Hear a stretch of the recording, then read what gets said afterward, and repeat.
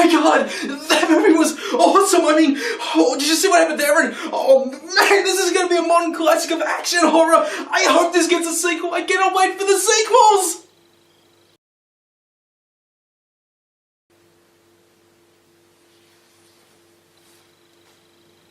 No. Fuck this movie! Underworld Blood Wars. Ugh. If it isn't clear, this is the most disappointing film I have seen all year. Like, I remember back when I was a kid, I saw the original Underworld, I rented it from a video shop, and I friggin' loved it. I was blown away by it. Then a couple years later, I was in high school, and Underworld Evolution came out, rented that, loved that even more. I mean, the fight scene at the end with the characters are ripping apart the elder vampire and the elder werewolf, that shit was awesome! And then I kind of forgot about it, and then I found out Blood Wars was a thing, so I got really excited, I couldn't wait to see it, and then... For the sake of generosity, I'll list the two things about Blood Wars that I did find to be genuinely good overall. There are some moments in the movie that are actually really over the top and a lot of fun to watch. Unfortunately, it's not because they're really intense and impactful, it's because they just look so silly that you can't help but laugh at them, or just laugh at how ridiculous this setup is in these scenes. A lot of stuff in the movie just looks doofy, but in a good way. The other good thing is that part of the story is actually about political intrigue within vampire society. Basically, the setup for the story is that in the war between werewolves and vampires, the werewolves are getting the upper hand thanks to their new leader, Marius, and the last stronghold of the vampires, their coven in Eastern Europe, is going to eventually be overrun. But as that's going on, the mistress of that coven is trying to get her hands on the blood of Selene, the protagonist, who's a vampire of pure elder blood. She can survive in the sun, basically.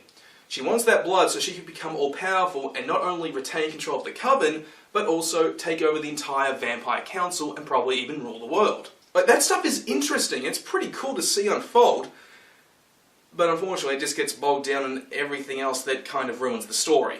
Like, no joke, this movie just rushes through its story with almost no clarity for anyone who hasn't seen the fourth film, Awakening.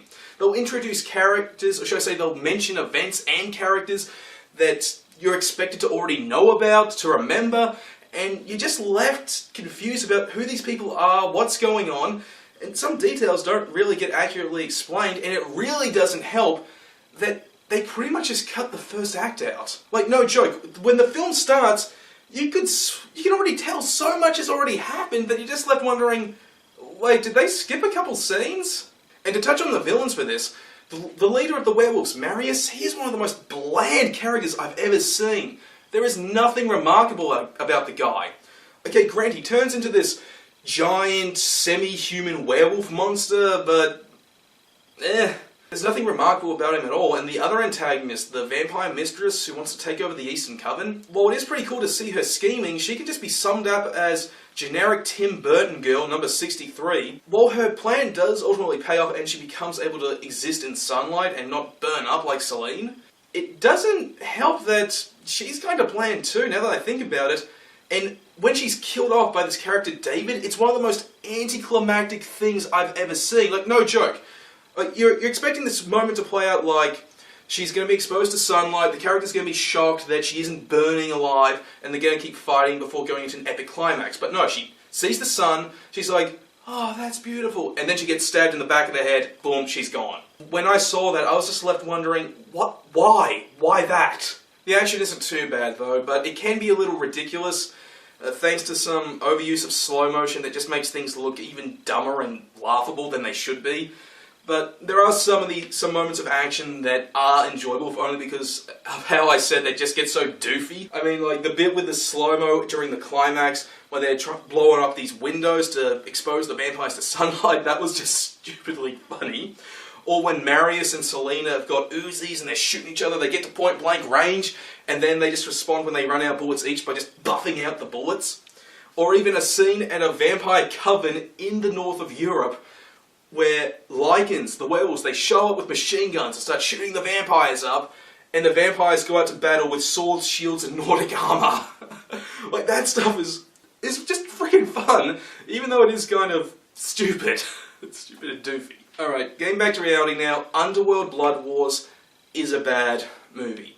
If you're a fan of the original films, don't bother with it, just feel free to skip it. If you're a moviegoer who's just curious about the Underworld franchise, do yourself a favour and check out the original two films. Like, I haven't seen them in a while, I'm not entirely sure how well they hold up, but trust me, they are significantly better than this underwhelming mess.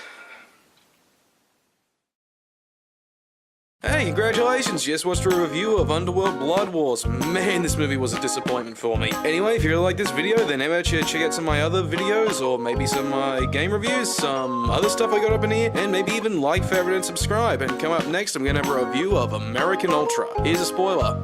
It's funny.